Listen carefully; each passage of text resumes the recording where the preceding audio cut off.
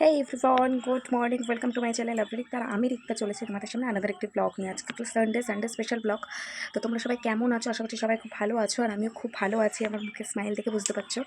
তো এই সপ্তাহে আর বাড়ি যাওয়া হয়নি, যেহেতু বিশ্বকর্মা পুজোর সময় মা এসেছিল।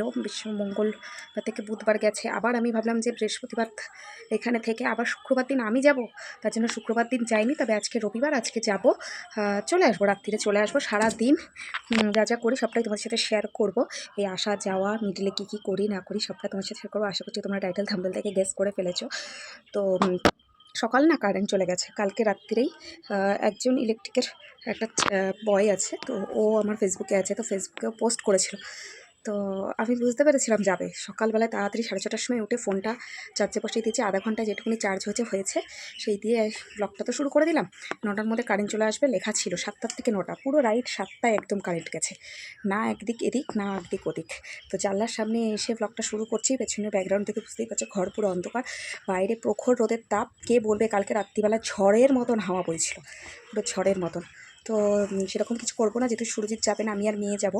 শুধু সুরজিতের জন্য এই বেলার মানে সকালবেলা দুপুরে রান্নাটা করে যাবো। রাত্রিরেরটা বাইরের থেকে কোনো কিছু কিনে টেনে নিয়ে এসে খেয়ে নেবো, বা যাই হোক রাত্রিরেটা রাত্রে দেখা যাবে। তো সকালের আর দুপুরের জন্য কী কী রান্না করি চলো একবার তোমার সাথে শেয়ার করে দিই। বেশি বকবো না, কারণ গরম লাগছে প্রচণ্ড পরিমাণে। ওই ঘরে ব্যাটারি পাখা চালিয়ে দিয়ে এসেছি, মেয়ে এখনও ঘুমাচ্ছে, মেয়ে এখনও ওঠেনি। বাবাকে বলেছি 9:30টার সময় আসতে, বাবা আসবে 9:30টার সময় নিতে।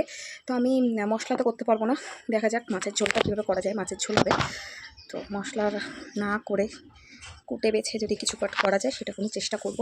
কারণ 9টা অবধি অপেক্ষা করাবে না, যেহেতু 9:30টায় বাবাকে টাইম দেওয়া আছে, আর আমি মার সাথে এক জায়গায় বেরোবো, সেটাও তাড়াতাড়ি টাইম দেওয়া আছে। তো তাড়াতাড়ির জন্য মাছের ঝোলটা নিয়ে একটু টেনশনে পড়ে গেলাম। চলো সারাদিন কী কী করি না করি দেখতে থাকো। আশা করছি তোমাদের ব্লগটা খুব ভালো লাগবে, একটু স্কিপ করো না। তো এখানে কিন্তু আমার ভাতটা একদম ফুটে গেছে, আর হঠাৎ করে বাবারই ফোন আসলো যে বাবা বললো একটু তাড়াতাড়ি আসবে। তো আমি এর জন্য আরও তাড়াতাড়ি করার চেষ্টা করছি। এখানে পাউরুটি বের করে নিয়েছি, সকালে খাবো বলে, খাওয়া যদি না হয় তাহলে ওটা টিফিন বক্সে ভরে নিয়ে বাড়ি চলে যাবো। আর এখানে 3 পিস মাছ ভেজ করে নিয়েছি, সকাল দুপুর সুরজিতের আরামসে হয়ে যাবে। আর বাইরে ভীষণ রোদের তাপ আজকে, ভীষণ পরিমাণে। তো চলো তাড়াতাড়ি রান্নাবান্না করে নিই।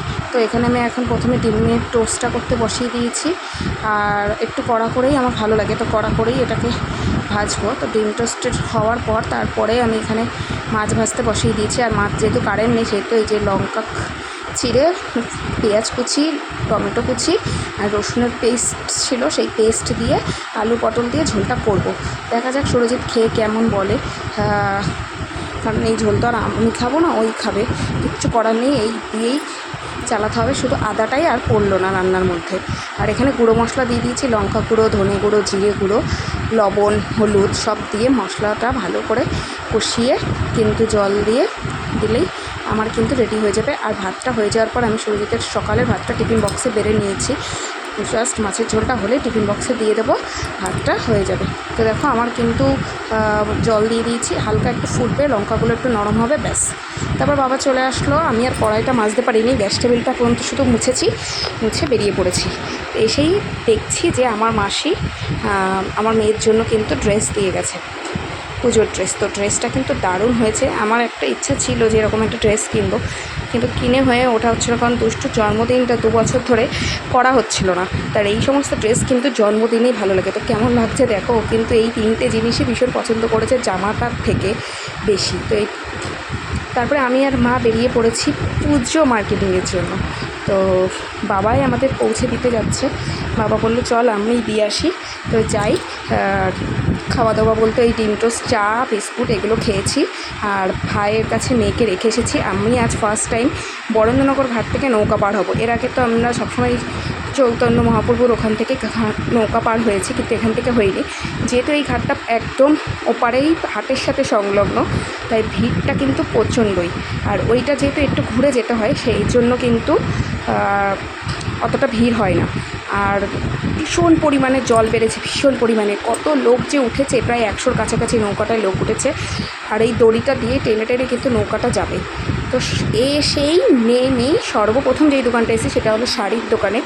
আর দেখতেই পাচ্ছ এখানে জাল কাটানা, জিমিচু আর বিচিত্রা সিল্ক, 3টে শাড়ির বিরাট কালেকশান। আর এটা গর্ব করা হবে, বাট গর্বেরই জিনিস, প্রত্যেকটা কালেকশানের প্রত্যেকটা একটা করে শাড়ি আমার আলমারিতে কিন্তু আছেই। পরি না পরি যাই হোক, প্রত্যেকটা কালেকশানের একটা করে স্যাম্পল কিন্তু আমার থাকবেই। আর আমি কিন্তু আজও এবার পুজোতে ওঠা শাড়ির মধ্যে দুটো কালেকশানের শাড়ি কিন্তু নিয়ে নিয়েছি। একটা আমার মাসি আমাকে পয়সা দিয়েছে শাড়ি কেনার জন্য, সেটা দিয়ে, আর একটা আমার মা আমাকে গিফট করেছে রাখি আর পুজো মিলিয়ে। তো সেই হিসাবে দুটো দামি দামি পারচেস করে নিলাম। আর এখানে এসে দেখছি যে এই যে কুর্তি কালেকশানগুলোতে চোখ ধাঁধিয়ে যাচ্ছে। এবার পুজোতে মনে হয় এটা ট্রেন্ডিং কুর্তি কালেকশানের বা গ্রাউন্ডের পুরো লম্বা লাইন জুড়ে শুধু এই কালেকশান। দেখা যাক কী করা যায়। তো কুর্তি কালেকশান থেকে কুর্তি নিয়ে এখন মেয়ের জামার দিকে ঘুরছি। তো মেয়ের জামাটা খুব একটা পছন্দ হলো না। তা মা বললো চল ভাইয়ের জামাটা কিনে নিই। মাসি যে টাকাটা দিয়েছে ভাইকে জামা কেনার জন্য, তো ভাইয়ের এখান থেকে এই শার্টগুলোর একটা কেনা হলো। আর এখন কিন্তু বাড়ি ফেরার সময় হয়ে গেছে। তা বাড়ি ফেরার সময় আর নগর ঘাট দিয়ে যাচ্ছি না, ওই জায়গায় এত ভিড় বলে। তো এই ফাঁকা যেই চৈতন্যপ্রভু ঘাট সেখান দিয়েই যাচ্ছি। আর একটা কথা শেয়ার করব এই ভিডিওটার মাধ্যমে, যে আজ এবং রায়নগর হাট দুদিনই কিন্তু আমি আমার নিজেদের জন্য, মানে আমার মাদের আর আমাদের জন্য নিজেদের জন্যই কিন্তু শপিং করেছি, অন্য কারোর জন্য কিন্তু নয়। তো বাড়িতে চলে এসেছি আর দেখতেই পাচ্ছ কত কিছু মার্কেটিং করেছি। কোনো একটা ভিডিওতে তোমাদের সাথে ডিটেলসে শেয়ার করব।